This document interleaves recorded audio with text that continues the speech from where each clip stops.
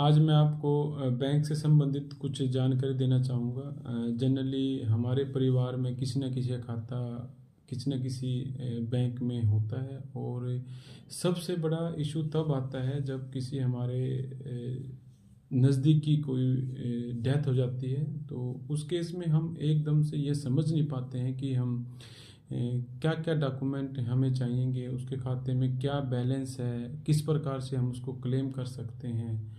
और जनरली हमें ये भी नहीं पता चलता कि इस खाते में किस प्रकार की सुविधाएं बैंक द्वारा दी गई हैं। तो मैं उन सभी साथियों के लिए आज मैंने विचार किया कि मैं इस प्रकार का एक वीडियो डालूं, सो दैट कि किसी को इस वीडियो के माध्यम से कुछ उसको सहायता प्राप्त हो सके।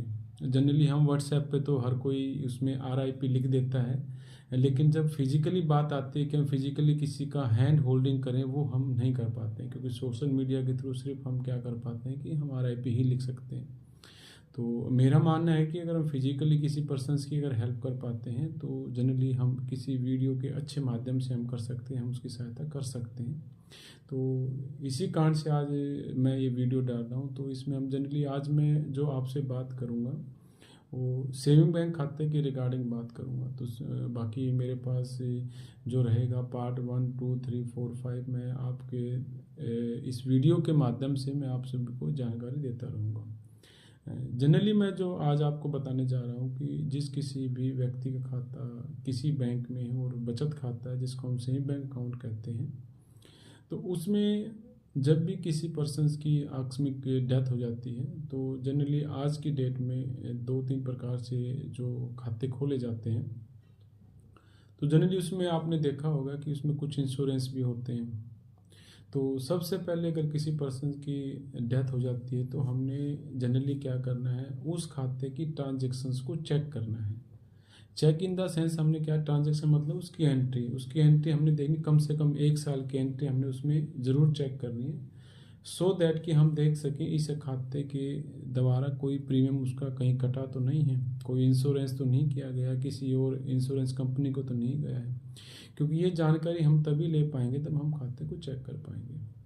दूसरा, आपने डेट ऑफ डेथ से उस पर्सन का कम से कम जो है 1 महीने से लेकर 1 साल से हो सकता है 2 साल का भी आप उसमें चेक कर सकते हैं। और उसमें खासकर वो एंट्री चेक करनी है जनरली जो उस अकाउंट में से पैसा निकला है।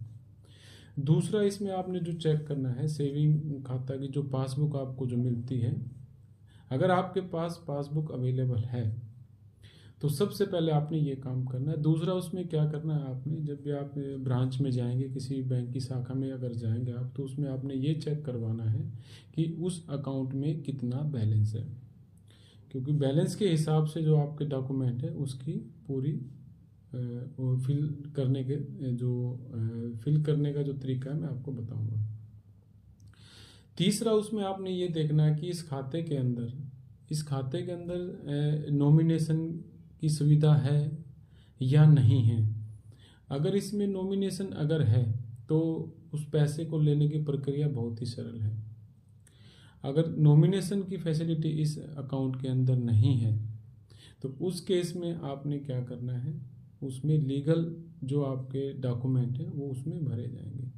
लीगल कहने का मतलब ये नहीं कि उसमें आपको कोई कोर्ट में जाना पड़ेगा, नहीं, क्योंकि जनरली हम इस बात से ही डर जाते हैं कि कहीं हमें अलग से कोर्ट के चक्कर काटने पड़ेंगे। ऐसा कुछ नहीं है।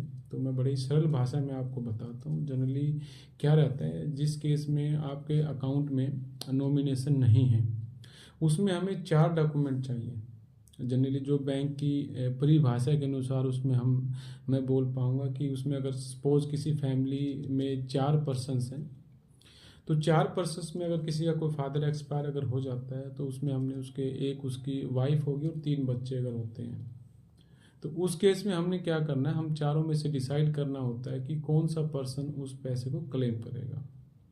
तो उसी के अकॉर्डिंग जो है वो डॉक्यूमेंट फिल किए जाते हैं। तो सबसे पहले जो इसमें जो डॉक्यूमेंट रहेगा आपका क्लेम फॉर्मेट रहता है, जो एक एप्लीकेशन के रूप में होता है, वो ब्रांच से मिल जाता है। तो उसमें सभी का डिटेल भरा जाएगा, जो पैसा लेने वाला भी है और जो पैसा नहीं लेने वाला है, उन चारों पर्सन्स में से। दूसरा, जो उसमें फार्म लिया जाता है, उसमें एक जनरली एक एफिडेविट के नाम से एक फार्म लिया जाता है, जो कि नोटराइज किया जाता है। उसको नोटराइज इसलिए कराते हैं कि कोई भी 2 पर्सन जो आपके नॉन हैं लेकिन परिवार से नहीं है, जो आपकी फैमिली के बारे में बता सके, वो कोई भी 2 पर्सन उस एफिडेविट पे साइन करेंगे जो कि नोटराइज आपने कराना है। उसमें जनरली एफिडेविट में यही डिटेल होती है कि इस परिवार के लीगल वारिस सही हैं। जनरली जैसे 4 पर्सन का मैंने जो एग्जांपल दिया है, वो 4 पर्सन ही इसके अंदर रहेंगे। दूसरा जो इसके अंदर रहता है वो आपका लेटर ऑफ डिस्क्लेमर रहता है। इसी के अंदर जो दूसरा फॉर्म रहता है वो letter of disclaimer. Letter of disclaimer का मतलब जनरली ये रहता है कि 4 में से जो 3 पर्सन जो पैसा नहीं लेंगे वो लेटर ऑफ डिस्क्लेमर पर साइन करेंगे। तो लेटर ऑफ डिस्क्लेमर का जो फॉर्मेट रहता है वो भी बैंक से मिल जाता है, वो ब्लैंक फॉर्मेट आपको मिलेगा। तो उसमें जनरली वो भी नोटराइज कराना पड़ता है। उसमें जनरली जो वर्डिंग जो रहती है कि इस पर्सन की डेथ हुई है और उसके जो पर्सन क्लेमेंट इसमें जो रहता है 1 पर्सन, और बाकी 3 पर्सन जो रहेंगे इसको डिस्क्लेम करेंगे, और ये तीनों पर्सन साइन करने के बाद ये नोटिस से नोटराइज हो जाएगा। उसके बाद जो थर्ड जो रहता है उसके अंदर रहता है letter of indemnity. Letter of indemnity जो पर्सन भरेगा, जनरली वो पर्सन जो क्लेम करेगा, सपोज 4 में से जो 1 पर्सन जो क्लेम करने वाला है वो उसको साइन करेगा। अगर इसमें देखा जाए मोटे मोटे इसमें 4 आपको फॉर्मेट दिए जाएंगे, जिसमें पहला है क्लेम फॉर्मेट जिसको हम एप्लीकेशन बोल सकते हैं। दूसरा इसमें रहता है एफिडेविट। एफिडेविट मतलब जो आपने 2 पर्सन्स कोई भी जो जानकार रहेंगे उनसे साइन करा के इस परिवार के लीगल वारिस यही हैं, लीगल ईयर्स यही हैं। तीसरा जो मैंने आपको बताया है वो है लेटर ऑफ डिस्क्लेमर। 4 में से जो 1 पर्सन पेमेंट लेगा उसको छोड़ के बचे जो 3 पर्सन है उसको डिस्क्लेम करेंगे कि पैसा इसको दिया जाए। फोर्थ जो फॉर्मेट जो मैंने बताया आपको इंडेमनिटी रहता है। जो पर्सन सिंगल पर्सन जो इसको क्लेम करेगा, 4 में से जो 1 पर्सन जो क्लेम करेगा वो इसके साइन रहेंगे। यहाँ तक तो ये आपके क्लेम फॉर्मेट की बात है। इसके अलावा चारों पर्सन्स का जो रहता है वो आपको पैन कार्ड और आधार कार्ड और एक एक फ़ोटो साथ लगाना अनिवार्य है, क्योंकि उसमें आपको KYC चेक करना होता है। अब इसके बाद आता है कि आप इस अकाउंट में पैसा कितना है। एज पर जो रिजर्व बैंक ऑफ इंडिया का जो इंस्ट्रक्शंस रहता है उसमें 5 लाख तक का अमाउंट और 5 लाख से ऊपर अमाउंट, उसमें 2 स्लैब दिए गए हैं। जब भी आप ब्रांच में जाएंगे, जनरली कोई भी बैंक अधिकारी आपको इस एंगल से प्रॉपर नहीं बता पाता है कि हर अमाउंट के लिए वो आपसे एफिडेविट मांगेंगे। जो मैंने आपको बताया था, अगर 5 लाख से ऊपर अगर अमाउंट है और आपका नॉमिनेशन नहीं है, जो मैंने फॉर्मेट आपको बताए हैं, उसमें एफिडेविट की जरूरत तभी पड़ेगी जब आपका अमाउंट खाते में 5 लाख से ऊपर है। और उसमें आपको क्या करना है, उसमें 2 जो गवाह जो चाहिएंगे आपको, उसके साइन कराने जो मैंने आपको बताया है।